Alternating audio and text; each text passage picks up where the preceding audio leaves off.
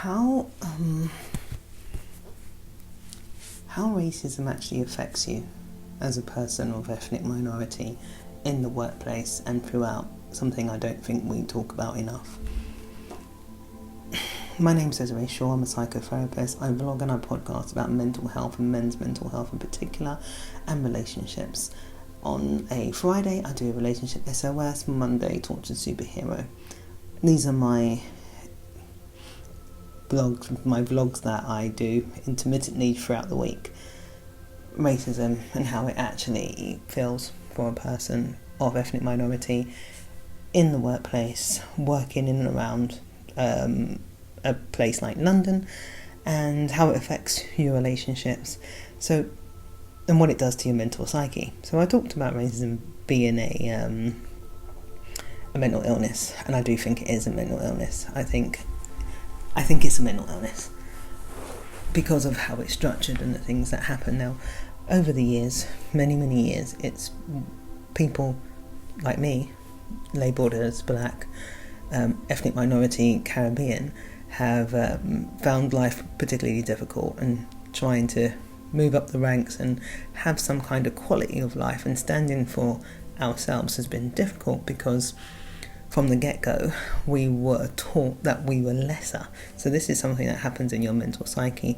You are conditioned and indoctrinated to believe that there is something less than within you as a person.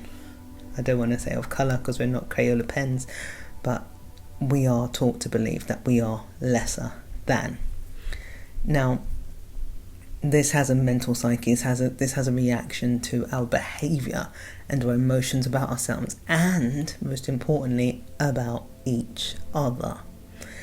So living in 2020, it's not over. We still got the backlashes of what racism left us with, and we are stuck with a few thoughts about ourselves, which is why certain things happen the way that they do for us. And it's difficult because coming from a place of recognising that you're different because your skin colour is different, we are also separated because of how our hair is. That's the one thing that separates us from the entire world, is Afro hair. So this can buy into the concept that there's something lesser than when it comes to the label black people. I think that's a dumb label, but when it comes to that label of us, of how we are, it has a particular way of playing out in the workplace. So as you see me, I have what would be known as dreadlocks. However, I have locks. Dread is the word we use to say how dreadful our hair is, so I prefer not to add the dread before the locks and appreciate my locks for what they are. And I refer to my locks as my hair. There's a lot of having to explain ourselves when we go to work, and this is particularly draining and affects us emotionally and mentally, can cause a lot of anxiety, particularly when you walk into a corporate office, a corporate place, and somebody wants to start touching your hair. Now remember, it's the one thing that separates us from the entire world. We are very aware of what we look like, but most importantly, we're very aware of how we're going to be treated, and most of the time we're very aware that people are looking down at us. Now this has a lot to play with your anxiety. The perceived threat is what's going to happen. The depression thoughts are thoughts of loss and failure. So it takes a very strong-minded person to rise through that.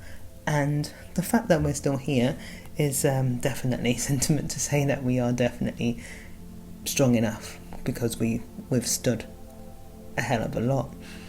But it's not over.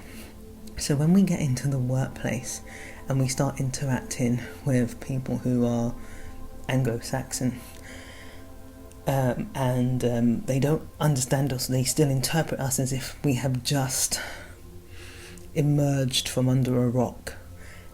It's very difficult. And then we have what is known as racism playing out in the workplace, and what happens is our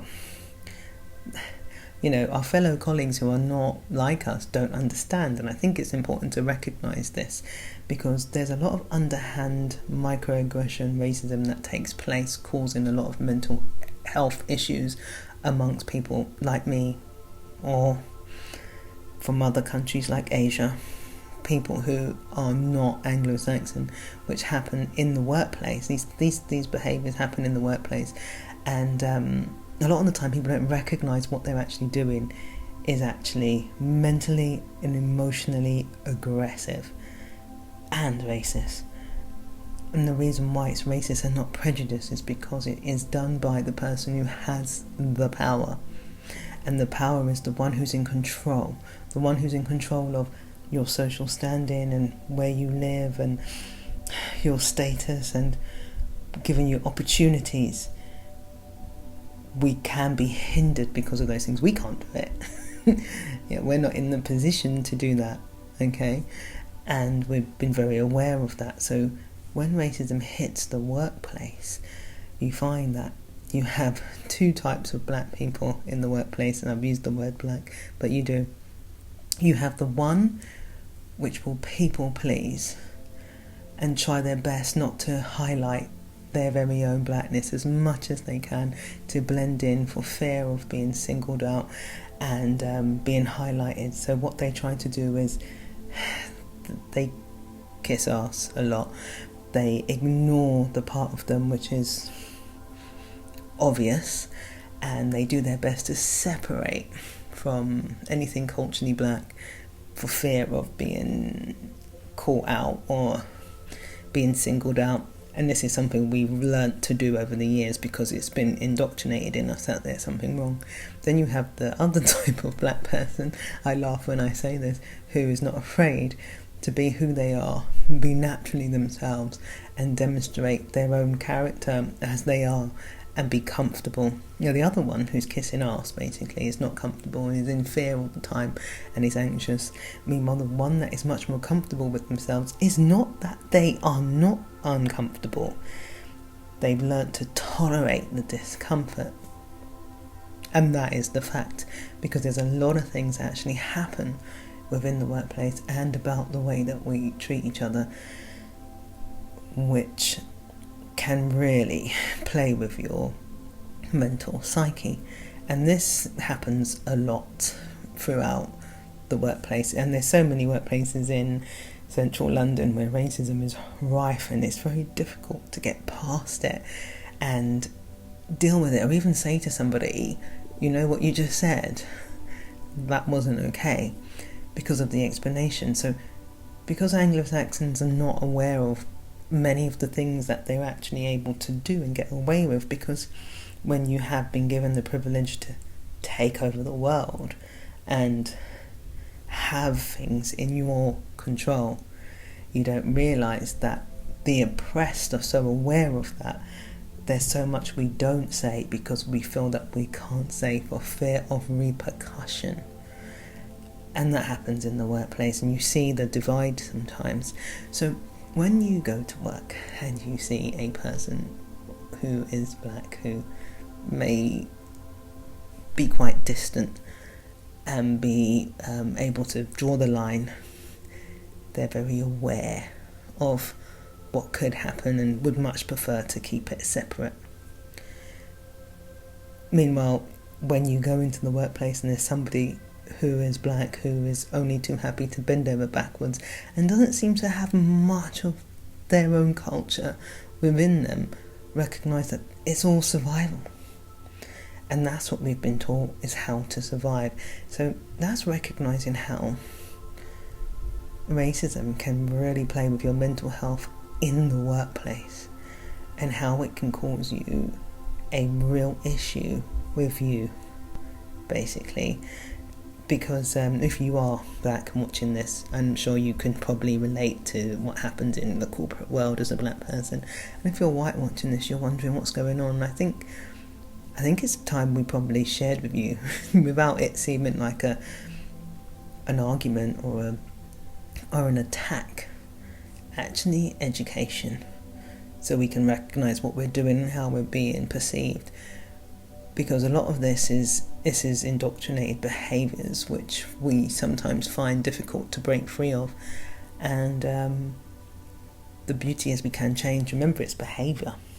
Behaviour is triggered by a thought and an emotion, and that's the problem.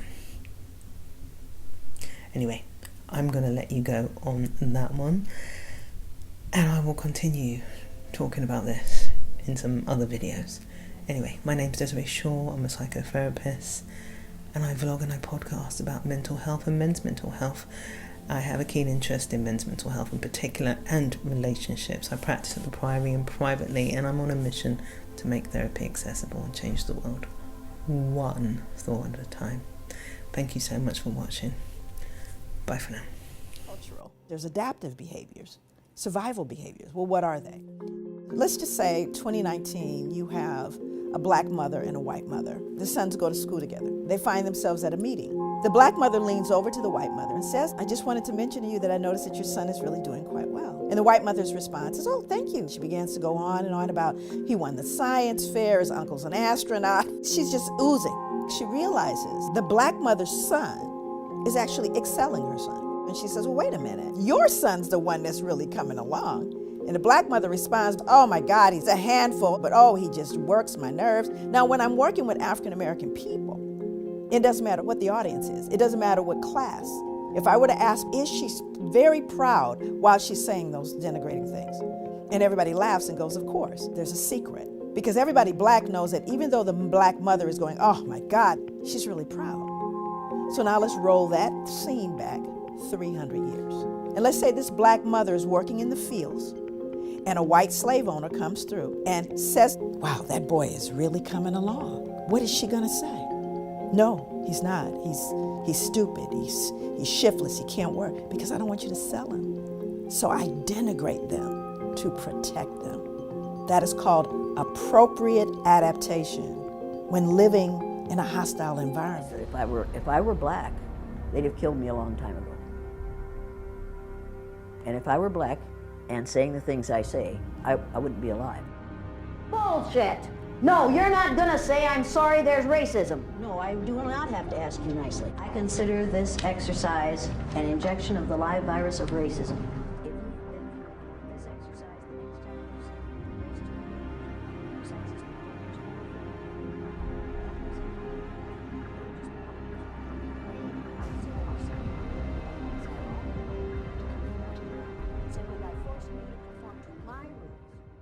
I watched my students become what I told them they were. I watched little, wonderful, brown-eyed white people become vicious, ugly, nasty, discriminating, domineering people in the space of 15 minutes. I watched brilliant, little, blue-eyed, white Christian children become timid and frightened and angry and unable to learn in the space of 15 minutes.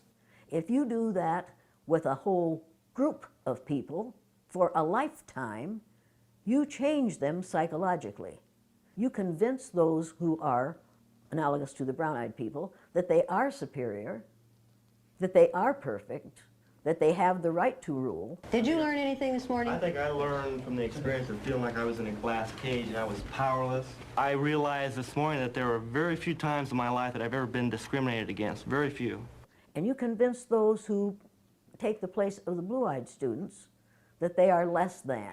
How did they feel yesterday? Down like a dog on a leash. If you do that for a lifetime, what do you suppose that does to them?